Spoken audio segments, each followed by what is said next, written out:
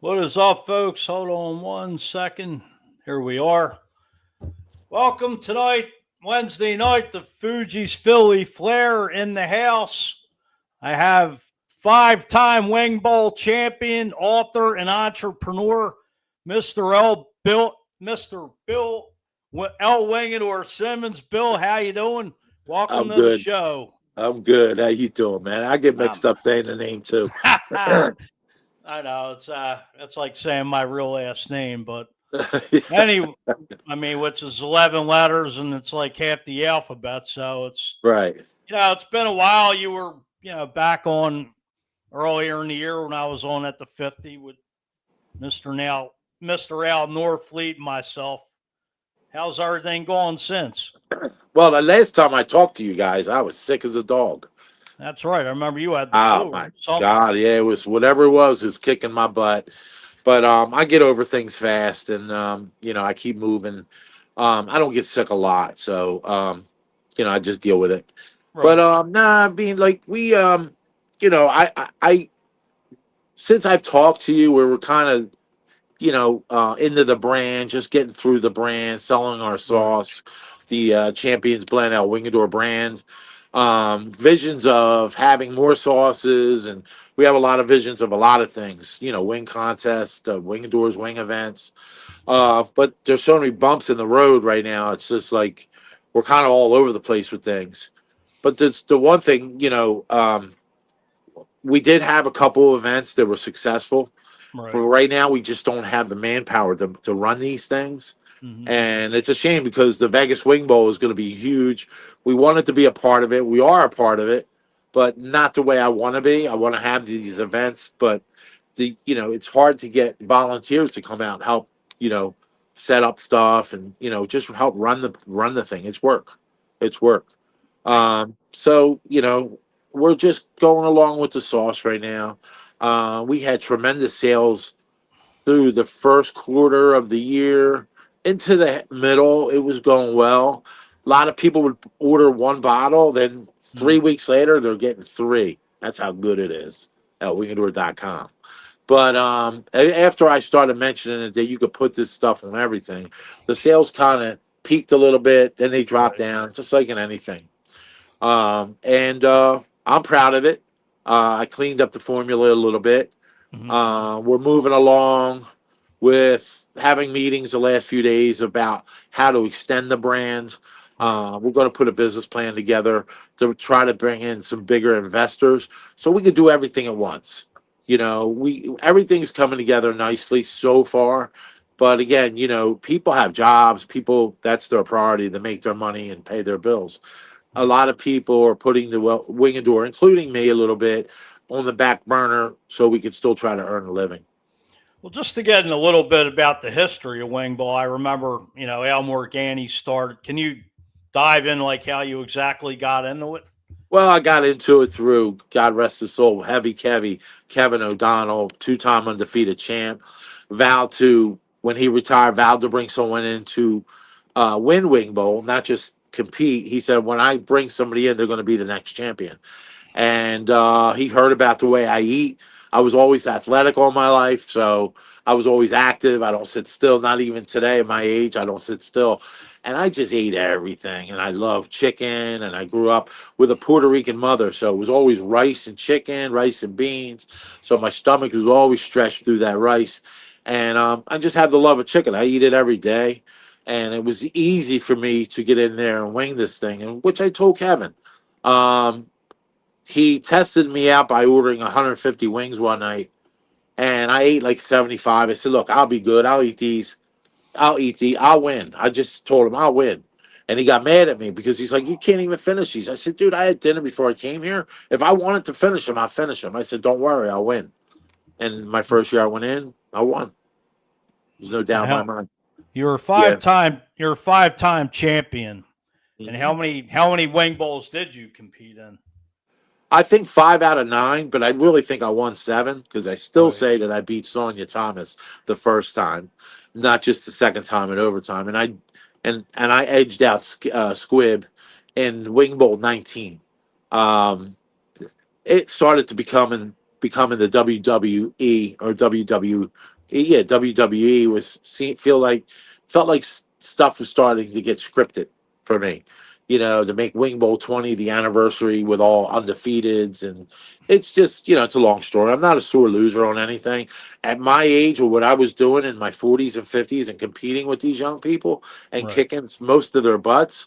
You know what I mean? I think that I was one of the fastest, probably still one of the fastest wing eaters in America, in the world. I fly through them. When I eat regularly, I power eat. I just eat. I mean, it's more of a finesse thing. Do But you do you go ahead. believe there'll ever be like some type of documentary about the history of Wing Bowl? Oh, there already is. There's a documentary called "The Wing Bowl Story." Nobody died. No one died, and it's been shown at film festivals, kicking butt right now and getting a bunch of awards. The story, I've watched it 3 times. I did all the red carpets. It's an amazing story. It's not about a bunch of fat guys eating chicken wings and girls running around naked. The backstories are amazing. It'll make you cry, it'll make you laugh, it'll make you mad. Um, you'll get grossed out and seeing some of the things that the competitors had to eat. But all in all, man, it's just a really beautiful story. So they're shopping it around right now. There's a good chance of, a streaming station, maybe Netflix or Hulu or Apple TV, might grab this. And I suggest you look for it and go see it. Anybody out there, because if you ever went to a wing bowl, you're probably in it. I actually did. I believe it was, I don't know, I forget what Wing Bowl it was. It was 2013, and I always wanted to go. Finally got around to it as I got older, but I mean, I remember. I mean, going back to the history, I believe it started either down at the Four Seasons. I believe it started in the Oh, hotel. yeah, it's a hotel. I can't think of the name of the hotel. That's where I did my stunt. I don't know if it was. I think the Adams Mark was on City Line. Yeah, it was City I think it Line, but it had to wasn't. be. I believe it had to be the Four Seasons Yeah, because it I was one of remember them. It was one of them.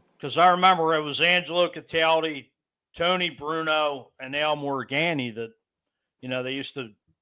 I think they used to be there on Fridays, and that's basically how really where it started to kick off. But then you look throughout the years, like you said before, it was the Electric Factory, the Spectrum, like To be honest with you, I never knew what Wing Bowl was until I was asked to do it.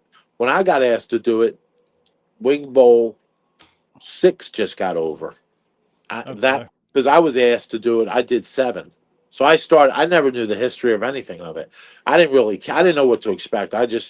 When I walked out my first year, they announced me. My buddy was with me, Big Eddie. He was 420 pounds. I came out at 260.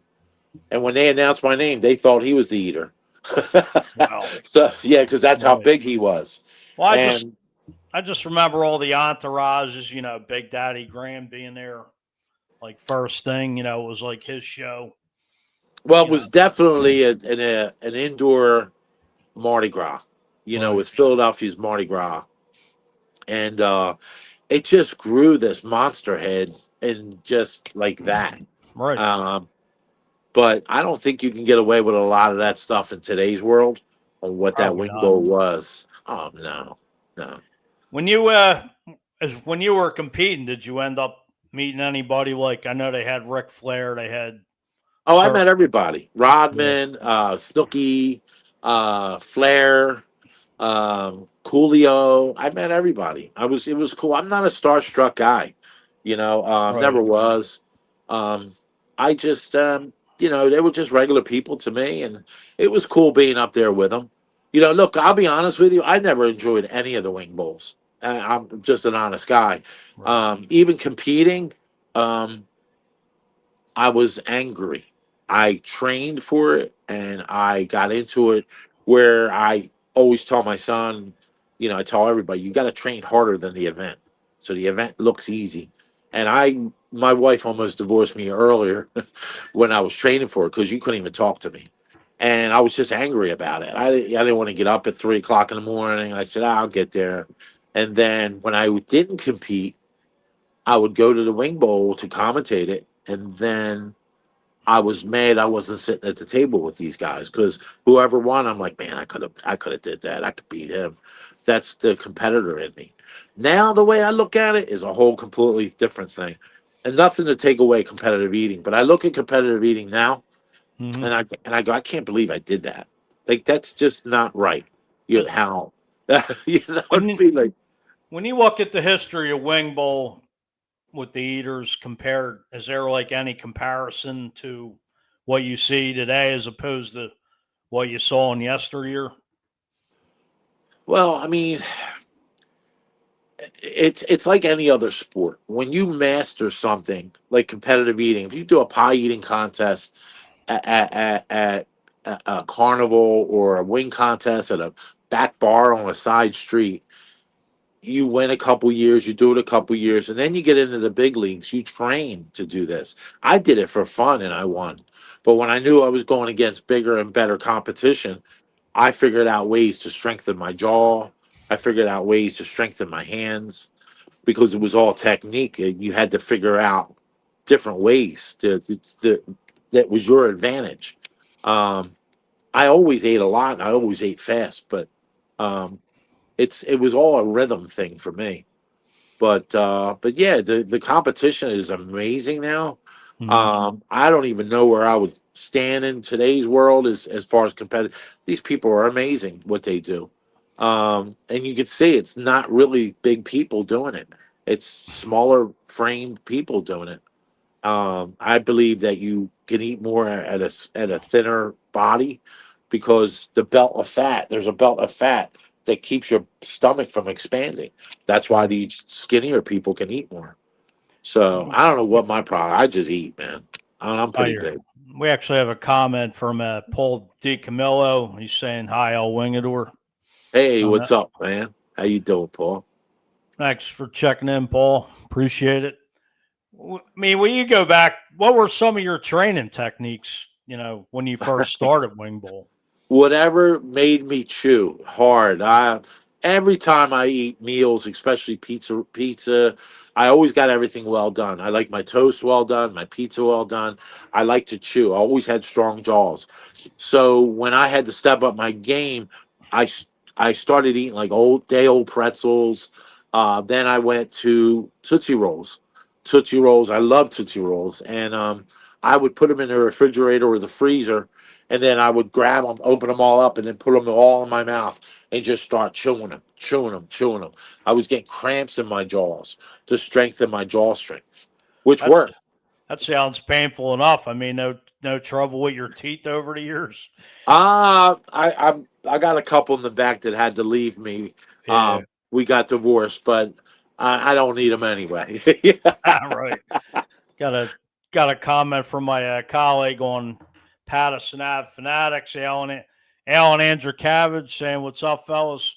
Hey, Thanks what's for going on? thanks for checking in, Alan. Appreciate it." So, all the Wing Bowls you were in, now was there a, a rivalry with somebody that stood out that you went up against, maybe one time or multiple times? No, all the eaters, all the top 10 eaters were incredible. I mean, they all kept me on my toes. It was easy, maybe the first time. The second year I got in, I was sick. I had 103 fever. I lost to Toll Man Joe, but I ended up going to the Montel Williams show and eating against him and beating him. But I mean, Sheamus was good. Nobody remembers him. He unfortunately he passed away a year after. He was right on my tail. Sonia Thomas, Cookie Jarvis, they're all major league eaters. Mm-hmm. Um, Chestnut, I competed against him once. I lost by 7. I don't make excuses. I just had a really rough night with my manager, and I never even slept that night. And I had to drive myself to Wing Bowl, and it was just a bad night for me and this manager that I had, and I just wasn't focused on doing what I had to do. Chestnut, he impresses me with hot dogs, but anything else he doesn't impress me with. That's not taking anything from Joe. He's a great eater. But he's just incredible eater. Hot dogs is amazing. Um, but um, Nah, I mean, my biggest competitor was me. Right. I knew what I can do and how fast I can roll through them and what I can hold. Nobody ever really blew me away when I did lose. But everything was close. Everything was neck and neck. I didn't really dominate the field that much. I invited the outsiders and the major league eaters in because I met them all on TV shows in Los Angeles, and they were like, "Well, what are you a champion of?" I'm like, "Chicken wings." They go, "Oh, that's easy," and I went, "Come on, Well, you come to said you Philly." well, you said you have a good friendship with Kobayashi, correct? Yeah, I mean, and Takeros, we're cool. Like we get along great. My daughter's 26 years old right now. She's about to become a nurse. When I did Nathan's hot dogs and I was, in the competitive arena, I would always hang out with Kobayashi. Well, I didn't hang out with him. He always was like my little brother. He always, I guess, he wanted to be big. He just liked the size of me. Not that I'm Right. a big fat guy. I'm just a big dude. Like I'm just a big guy, and he always admired that. And he's like, "Oh man," and he always stayed with me. He gave my daughter these little wooden puppets from Japan, and he was like my little brother. When we did the Glutton Bowl out in Los Angeles, is when I hung out with him for a few days. And we got to really know each other. And then we hung out at Nathan's the night before you do the hot dog contest. You hang out all together. You go to ESPN Sports Zone. You hang down Manhattan. You stay at the hotel. You all hang out together. And me and him had a nice relationship with him and his translator, my family at the time. He really liked my daughters. They were little girls at the time. We just hit it off. He's just a really genuinely nice guy, man. Then later on in life when he did Wing Bowl, I wished him well. I wanted him to get in there and kick everybody's butt. Even when I competed against him. I just went in for the name. I didn't really train for it. And Right. but I was 50 some years old when I did it. I want to touch on your first book, Snow on the Barbed Wire. Can you So can you yeah, talk? I got into some trouble back in 2012. Long story short, I had to go on a little vacation. So Mhm. while I was sitting in this vacation spot, I decided to write a book. I was reading books. I read close to 2 years. I read close to 80 books, and mostly about business plans and negotiations and how to and biographies of people that were down and out and made it big in the world, just as a motivation thing for me.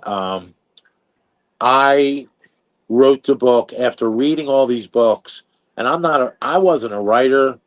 I'm a high school grad, and I didn't go to college for this, but I started writing a journal, and then I was given avid readers in my vacation spot my journal to read.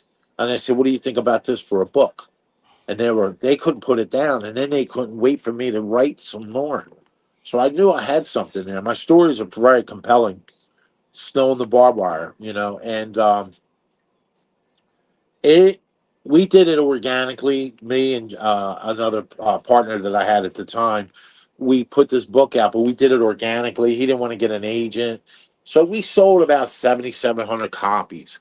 But it got in the hands of a few Hollywood producers, and over the years, I've been approached by Hollywood about doing my life story. And just recently, within 2 years, I've been talking to a Doug McKeon that owns Sunrise or Sunshine Production Company, just moved from LA to Raleigh, North Carolina, Mhm. and we just signed an option agreement within about maybe 8 months ago. He wants to do a limited series about my life. He wants to call it El Wingador to Bill Simmons story.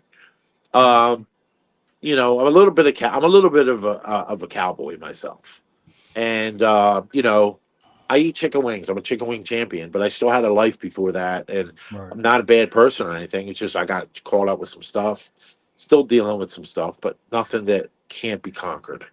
Um, so I wrote this book, and he's like, "Look, I love your story." He said, "This is an amazing book. I would love to tell your story." So he says I could see a 7 or 8 limited series. Uh, and I already know what the first show is going to be, but I won't discuss that. But he told me what the pilot's going to be. He wrote a synopsis for it, a treatment for it, sent it to other producers. They're all about doing this. He thinks he could sell it to Netflix, Hulu, or Apple TV.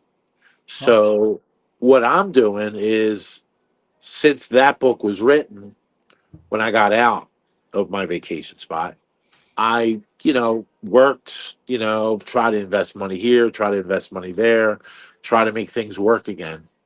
And basically, it's tough in this world that we live in right now. The last 10 years has been horrific for me and a lot of other people as far as money's concerned, with the pandemic and stuff going on. And I lost a lot of money. And I'm very determined to get something going. I'll get it going. And if I have to wait, I'll get it going. But basically, you know, um, I have a story to tell after that book came out, and I'm going to Right. work on the second book, which is my announcement saying that you know, I've been wanting to write a second book, but the Hmm. problem is this world of mind. There's a lot of distractions, very lot of distractions in this world. Well, Just sit down and write a book. well, So go ahead. I'm no, sorry. no, I was going, no, you're fine. It seems like, as we all get older, just 20, 30 years ago, life wasn't as fast paced as it is now. Oh, not at all. Especially when you're my age and you're not used to a lot of things. Right. And I'm very ancient and stuff I, to how to work a lot of things in this world. I agree. I mean, Um, but I decided to deal with some stuff the only way I know how, and to take a hiatus a little bit, get off of Facebook, just right. sparingly hit social media, and I'm going to write this book. And I can honestly tell you what I'm going to say in this book. Hmm. It has very, very good potential to be a bestseller. Um, there's a Well, lot of stuff in it, and I would tell you, the first book, Snow on the Barbed Wire, is about me growing up, my life here, which there's a lot of compelling stuff in there too.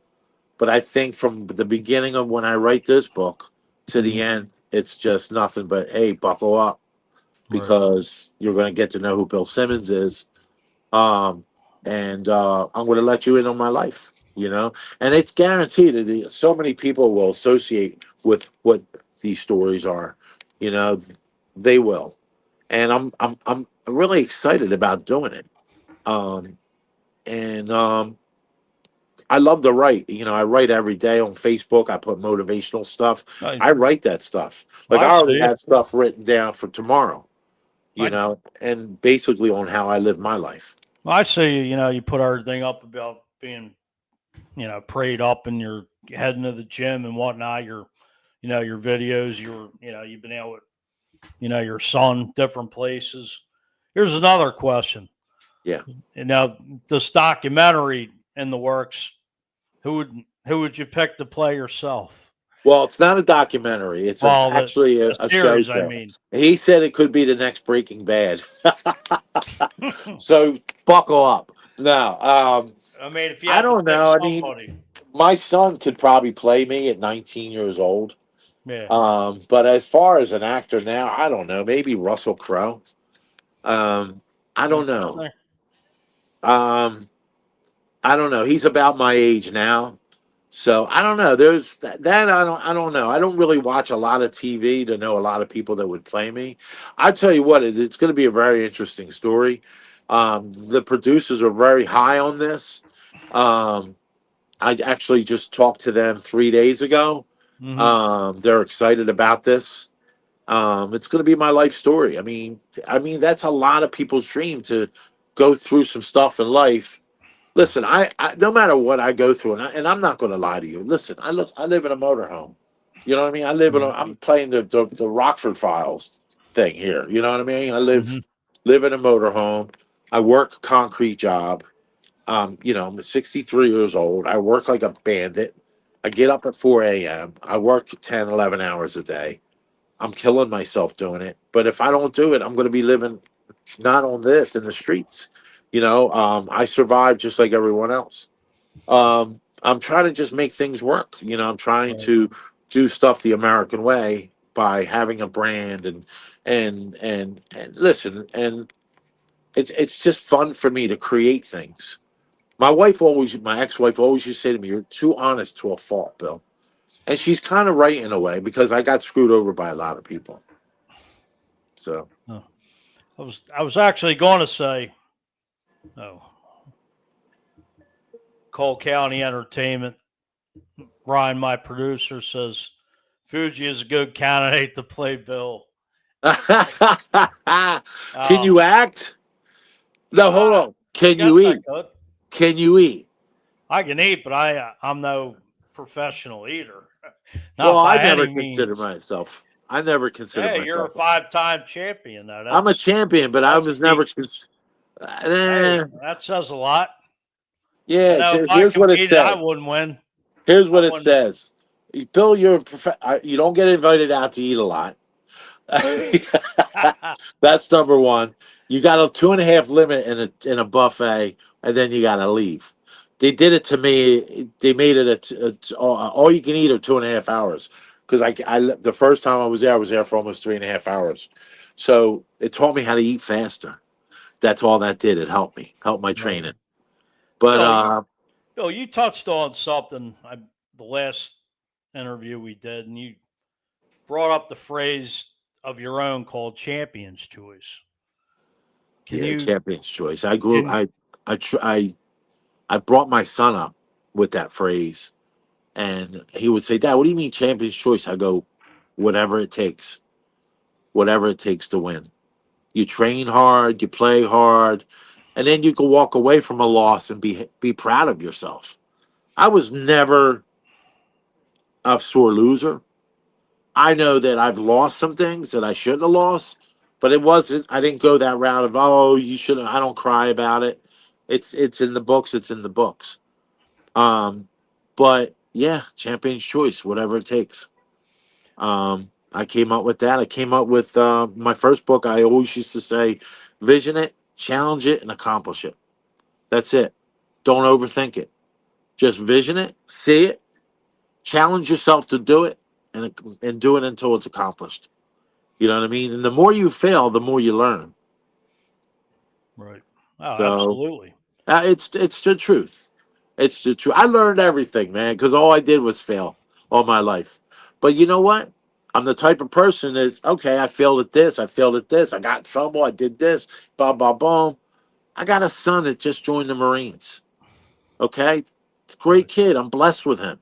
Okay, I was blessed with a great family. Divorce hurt it, but I still got a son that's going in the Marines. My daughter Felicia is going to be a full-fledged RN this December of 2026. I Wow. raised two kids. One's going to be helping people, and one's going to be defending our country. And What am I miserable I about? got very, you have nothing to be ashamed of, and you're, Ah, proud father. Thank you for well, your, thank you to your son for, you know, being I, in the service, I will, and he's just a stoic little and your guy, man. and your And daughter, my first daughter's responders. she's my angel, man.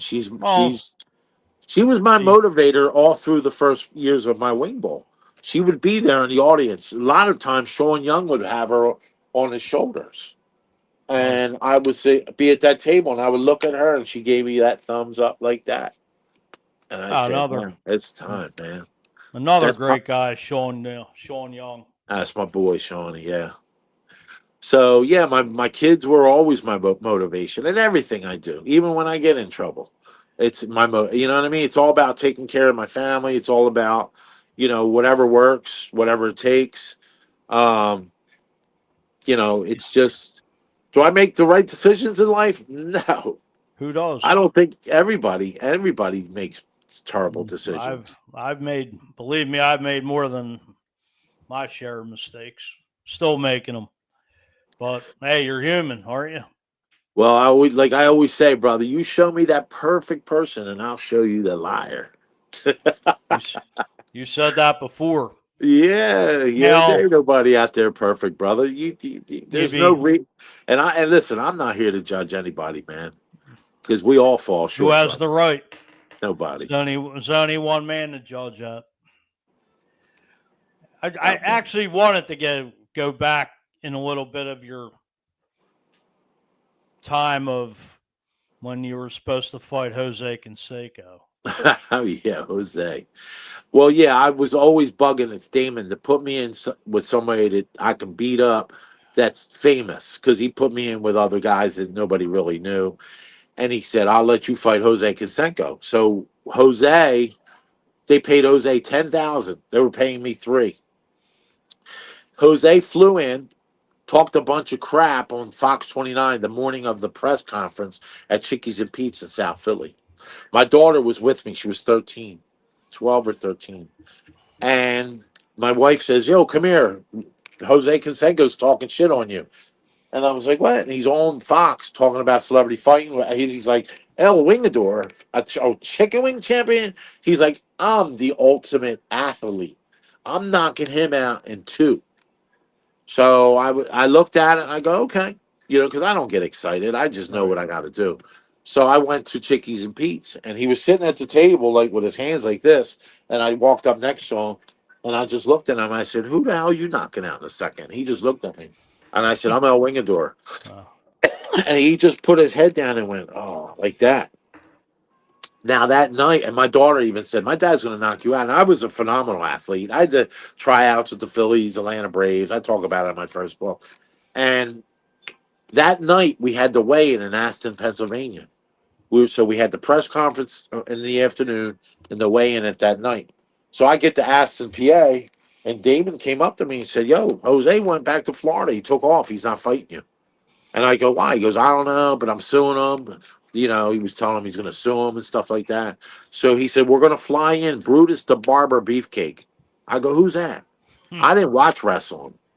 I didn't watch, and I know Bam Bam Bigelow, and I know Pretty Boy Larry Sharp, and I met all these wrestlers, Right. and I just wasn't into it. So my wife ended up punching him up on the computer, and I see this big, strong dude, and I just went, good, because I'm gonna get him. I was training at Rosati's gym in South Philly. Okay. So yeah, so I was ready, man, and I got my butt kicked in there because I kept dropping my guard. Every Right. time I dropped my guard, the guy on the side punched me in the face. I walked out of there with black eyes. So I know how to street fight, but the boxing thing was kind of new to me. So I fought Brutus the Barber Beefcake. I TKO'd him for 42nd first round. Nice. Huge. Yeah, yeah, he was a little upset about that. Well, I guess at the end of the match, if you're getting paid something nice, I guess whatnot. I guess the money would help a little bit. The money helped a little bit. Right. There was a big controversy with me and Damon. We almost got into it. He was up and running, starting, and Damon. I give that man credit. I love Damon. He doesn't quit, and he went through his rough time back then.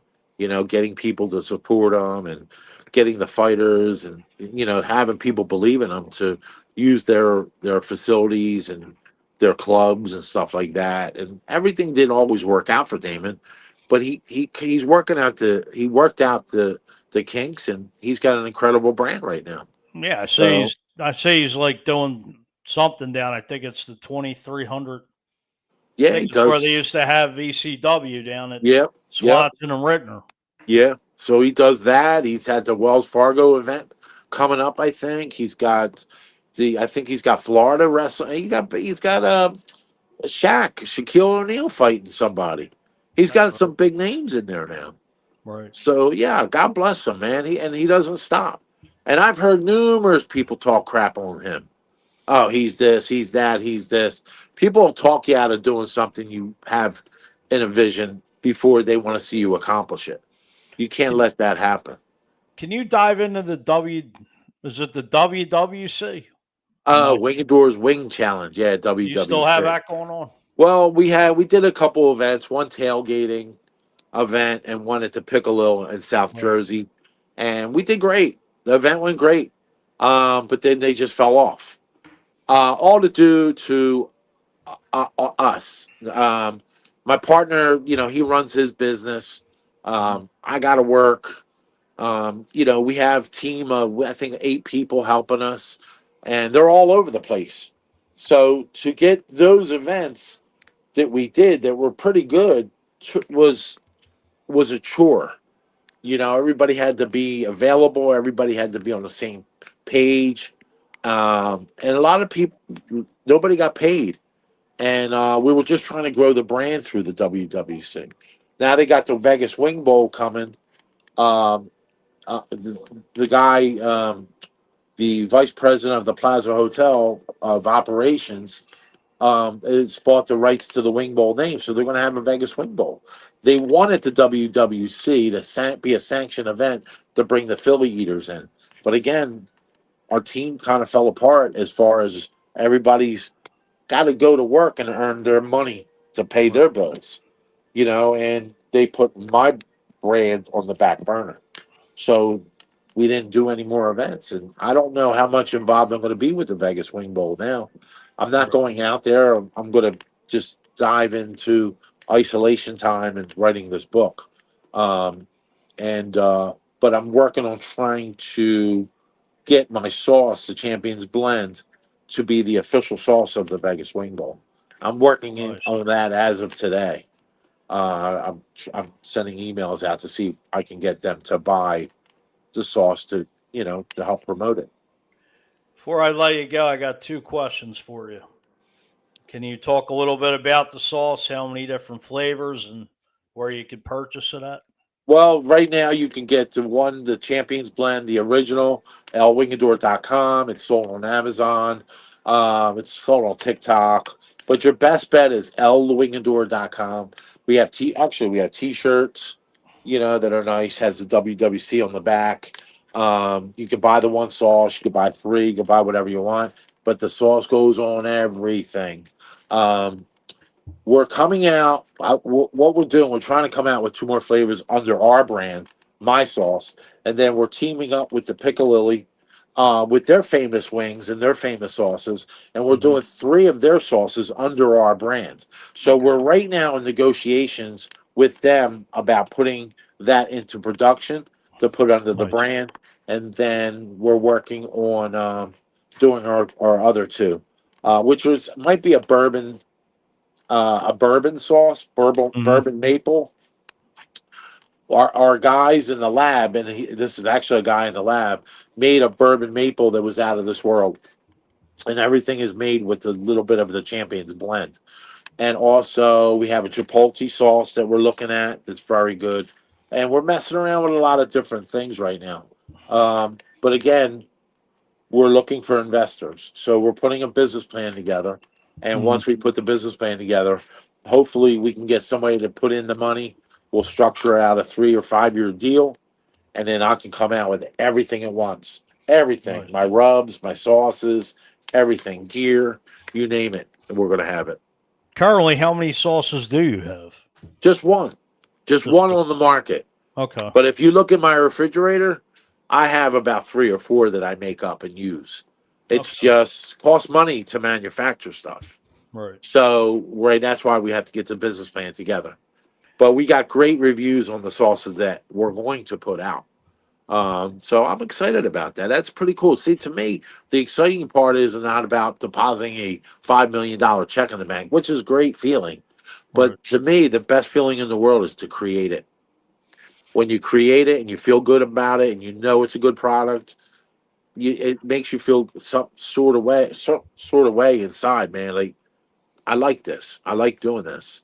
Just like writing the book. I can't wait to start putting the words on the book and start putting it together to give you guys an incredible story of Right. what life is and what you make it, and things that happen to good people and all that other stuff. So Absolutely. Paul DiCamillo checking in again, saying great interview, fun stories, excellent sauces. Good job, fellas. Thank you, thank Paul. you, Thank you thank for you. checking in and commenting. We appreciate it. One last question for you, Bill, and then I'll let you get out of here. I'm sure you're Bring them all, tired. brother. Bring them all. I was I'm I was good. just I was just going to say, if you were to give any advice to somebody who wants to get into competitive eating, what advice would you give? Do it while you're young. Don't do it like I did it. My first wing ball, I was 37 years old. And I turned into my 40s and my 50s, and I was still eating. I was still traveling America, doing. I was all over Tennessee, New York. I did one in Chicago. My 40s and 50s, just competitive eating. I could still eat like that. It's just the recovery time is a little different, just Right. like alcohol. Is there any special contest that stands out to you in your history Uh, of competitive eating that was bittersweet for you?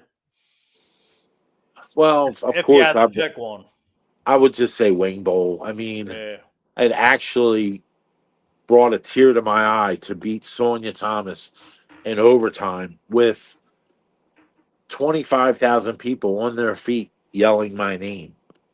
They were my sixth man. They were my 12th man. They were my 10th. They were, without that, I don't even know if I could have kept going. But something told me that the machines don't stop. And let's keep going, Bill, for these people. And they helped me win. Philadelphia fans are the greatest. And I felt the Still are. energy, man. I felt the energy. And this is so true. Home team advantage is so true, especially in Philadelphia, man. They make the place rock. I And that energy definitely is just injected into you. And you got no choice but to grab it and run with it. wrong. Right. Yeah. Well, Bill, I want to thank you and I appreciate your coming on Fuji's Philly Flair. We're gonna have you back on. You know, We'll talk about that. I know. No, but I want to thank you've taken your time out coming on here. I deeply appreciate it. But thanks again, and I want to thank everybody who commented, checked in, check us out. This is my third show. I'm gonna have some other big names coming up in the upcoming week. So, everybody, have a good night. Listen, thank you for having me. Anytime, brother. And I just want to say, listen, be good to people, but most important, be good to yourself. Also, hey, the way it is today, reach out to somebody because you never know when somebody may need a helping hand. True that. And let's stay prayed up, bro. You know I'm going to say that. Absolutely. Everybody have a good night. Stay well, stay safe, and God bless. God bless, Have a man. Peace. hold on. I'm trying to end this.